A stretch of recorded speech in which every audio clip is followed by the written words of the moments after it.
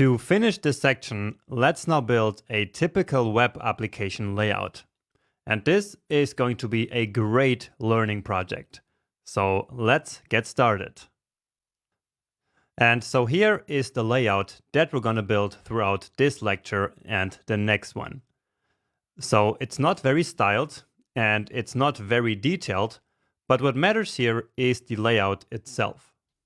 So basically we have some site navigation bar here. So this would be for things like the image and maybe some profile menu or things like that. Then here in the top we have a menu bar. So basically for actions for this application. And what we're making here is basically a fake email application. And so these menu items here are related to emails. So new email, reply, forward, mark as unread. And then also all the way here to the right side in red, this trash button. Then here we have the section where we have different emails. So where we can see all the emails in some inbox. And then notice how we can actually scroll here. So that's a really nice feature, and it's actually very easy to do. Then here in the middle, this is kind of the main part of the fake application. And then also here is like this sidebar, which has some additional information on this email. And this whole application layout is of course exactly the height and the size of this viewport here. All right, so this looks like fun, I hope. And so let's now actually get started. So let's just review the main elements that we need are this navigation here, then this menu bar, then we have this section right here, then this one, and then this one. All right. So let's give ourselves yet another new file here. So 06 applay.html. And we will again start from scratch here. So exclamation mark and then tab or enter. And then let's get started. And our HTML here is actually very simple. So we have a nav element. And here I'm simply going to write nav actually. Let's use lowercase. Then after that, we have that menu bar. And so here is a new HTML element, which is exactly called menu. So what's the difference between nav and menu, you might ask? Well, the nav element is for a typical navigation of a site. So navigation which contains a bunch of links, which then points to other places in the application.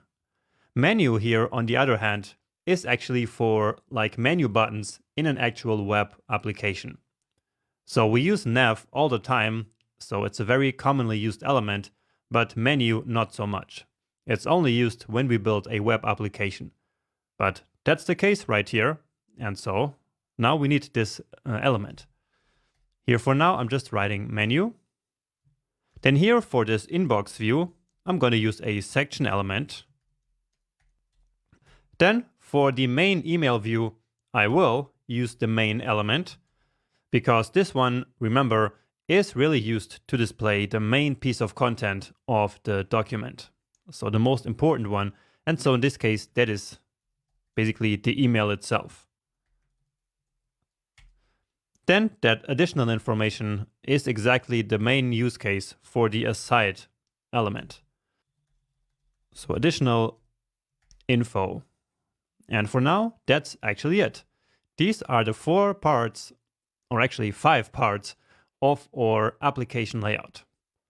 So give it a save, and then let's go back here, removing this part here, and then here is the app layout, and there we go. So you see that actually for the menu, HTML automatically applies some default margin or padding here, but that's not a problem because of course we're gonna get rid of all of that right now. So again, doing everything in the same file here. Let's start with our global reset, margin 0 and padding 0, and of course box sizing border box. Nice. Then let's start with some visual styles as always. Now in this case, I'm actually not going to include any third-party font and instead just go with this one. Now the color, well, let's actually use the one from before. Or this one here.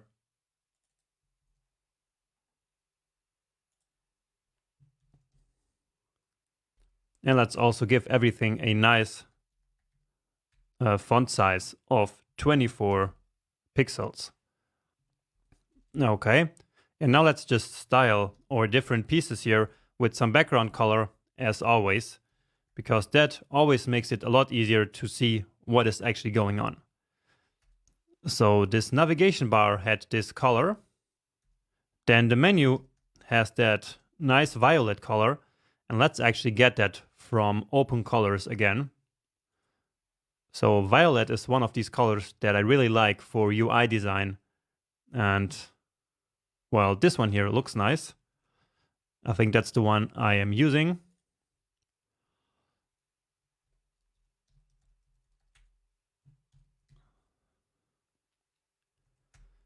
Then of course the color needs to be white in this one. And then also the aside and the section have some different background colors. So background color, and let's go get that gray color again. So I think this is the one that we have been using. And actually the same also for the section. Let's put the section here first. And all right. So that's it for the visual styles. Right. And so now we're actually ready to build that layout itself. So let's analyze our original layout so that we can think a little bit how we will do this. So this layout here is very clearly a two-dimensional layout, right? And so therefore, of course, we're going to use CSS Grid to build it. Now, how many columns and rows do we need? Well, let's easily count them. So one column right here, then next one here, the inbox, another column, the email view, another column, and this one here, yet another column. So that looks like 4 columns. And then as for the rows, we have this one and this one. So just 2 rows. Now let's just see what happens when we make this smaller. So you see that this column and this column stays the same, and this one in the middle basically occupies the remaining space here. Right? And so with this, I think we have enough information to build our layout with CSS Grid. And which is actually the parent element of all of this. So all of these, or in other words, what do we want to be our grid container? Well, we can simply use the body, right? That's not a problem at all. So display grid, and now grid template columns, and that first column, so that navigation bar basically, let's make it 80 pixels. Then that inbox is the second column. I will make that 400 pixels. And as always, these values are kind of random. Then the third column, remember, is the main view, so the email view, and this one is supposed to occupy all the remaining space. And that means when it comes to CSS Grid, that it should be 1 FR, right? And then finally, the fourth column, which is the additional info, has also a fixed width. And so let's choose 250 for that. All right. And now the grid template rows, which sometimes we do actually not define, remember. But in this case, since we want to fill the entire screen, we will basically do it here automatically in the rows. So the first one is fixed. Again, 80 pixels for that menu bar. And then here the second row, we want it to go all the way to the end. Or in other words, we want it to occupy all the remaining space. All right. However, this is not yet going to work as we expect. So let's see that. And well, first of all, of course, these elements are not yet in the right position, but also the second row is actually not going all the way to the end here, right? Now, why do you think that is? And let's actually inspect this, because we will be able to find the answer there. So here we have the body element, and you see that it does indeed end right here after this element. So the height of the body is in fact only 136 pixels. So just like any other element, the body element does not magically occupy this entire space here. Alright, it only occupies, well, the place that it needs for its content. And so that's only until here. So what if we want actually for this row here to go all the way to the end? In that case, we need the body to be as high as the viewport, right? Well, luckily for us, we already learned how to do that, right? So the solution is to set the height to 100 viewport height units. Okay, and there we go. So now it occupies the entire space, and we see that our body is now 503 pixels high. And of course, if we make it higher and lower, then this value changes. Okay, but now let's actually place all these 5 items in the correct position. So first, this navigation here, it goes all the way from the first row to the end of the second row. So it spans across all of this. Then also the menu spans across this column and this one, right? So the grid lines here are 1, 2, 3, 4, and 5. But well, why not actually show it to you? So yeah, this is the one. So here we see the grid lines, right? And so this one here will go from 2 all the way to the end,